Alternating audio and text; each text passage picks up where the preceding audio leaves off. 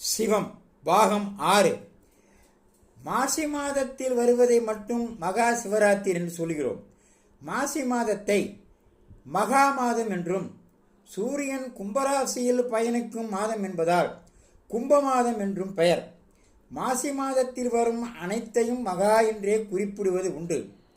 சிவராத்திரி மகா சிவராத்திரி என்றும், 12 ஆண்டுகளுக்கு ஒருமுறை வரும் மகம் நட்சத்திரத்தை மகாமகம் என்றும், இந்த மாதத்தில் வரும் சங்கடகர சதுர்த்தியை மகா சங்கடகர சதுர்த்தி என்றும் அழைக்கிறோம்.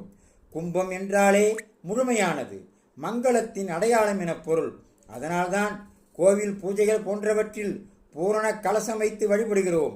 சிவபெருமான் பூரணத்துவமானவர் என்பது மாதங்களில் முழுமை பெற்ற மாதமாக கருதப்படும் மாசி மாதத்தில் வரும் சிவராத்திரி மகா சிவராத்திரி என்று அழைக்கிறோம்.